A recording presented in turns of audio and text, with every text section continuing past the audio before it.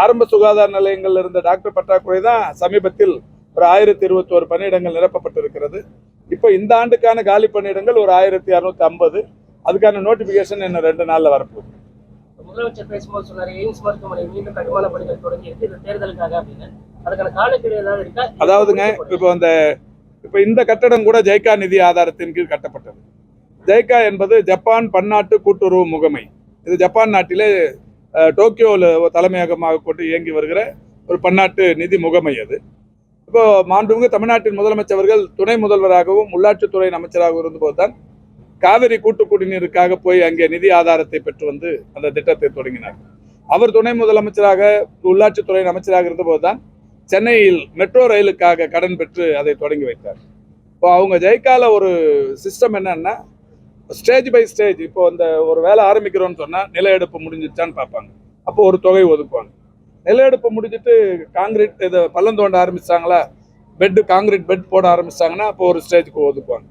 அதுக்கப்புறம் வந்து லிண்டல் வரைக்கும் போச்சா, சீலிங் போட்டாங்களா, அடுத்த ஃப்ளோர் போதா, கட்டி முடிச்சுட்டாங்களா, எக்யூப்மெண்ட் வாங்க போகிறாங்களா, இந்த மாதிரி ஸ்டேஜ் பை ஸ்டேஜ் நிதி ஒதுக்குவாங்க.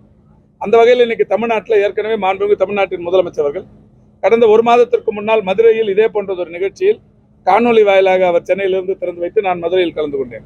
342 கோடி ரூபாய் செலவில் கட்டப்பட்ட ஜெய்கா கட்டிடத்தை திறந்து வைத்தார். இன்னைக்கு இப்போ 42 கோடி ரூபாய் இதை திறந்து வைக்கிறார். நாளை மறுநாள் 13ஆம் தேதி கோவையில் 330 கோடி ரூபாய் செலவில் கட்டப்பட்ட கட்டிடங்களை திறந்து வைக்கவிருக்கிறார். இது எல்லாமே ஜெய்கா நிதி ஆதாரத்தின் கீழ் கட்டப்பட்ட கட்டிடங்கள். இதுக்கு என்ன காரணம்னா, இப்போ நான் ஸ்டேஜ் பை ஸ்டேஜ் தமிழ்நாட்டில் நடக்கிற இந்த வேலைகள் அவர்கள் கண்காணிக்கிறார்கள். இதையும் கடந்து போன வருஷம் மாண்புமிகு முதலமைச்சர் அவர்கள் என்னையும் துறையின் செயலாளரையும் ஜப்பானுக்கு அனுப்பினார், டோக்கியோவுக்கு அனுப்பினார். நாங்கள் போய் அந்த டோக்கியோவில் இருக்கிற துணைத் தலைவரை நேரடியாக சந்தித்து எந்தெந்த பணிகளுக்கான நிதி ஆதாரம் பெறப்பட்டது, எந்தெந்த வகைகளில் பணிகள் நடைபெற்று கொண்டிருக்கிறது, எனவே நிதியை உடனடியாக விடுவிக்க வேண்டும் சொல்றோம், விடுவிக்கிறாங்க. கட்டடம் கட்டியாச்சு, முடிச்சாச்சு. ஒன்றிய அரசு எய்ம்ஸ் மருத்துவமனைக்கும் அப்படிதான், அங்கதான் கடன் வாங்குறாங்க. கடன் வாங்குறவங்க அதை ஸ்டேஜ் பை ஸ்டேஜ் ப்ரூவ் பண்ணாங்கன்னா இந்நேரம் கடன் ஃபுல்லாக வந்திருக்கும், கட்டியும் முடிச்சிருக்கலாம். ஸ்டேஜ் பை ஸ்டேஜ் கட்டவும் இல்லை, அதை ப்ரூவ் பண்ணவும் இல்லை. அதுக்கான முயற்சிகள் ஒன்றிய அரசு எடுக்கலை. அதனால தான் இது வரைக்கும் அது நடக்கலை.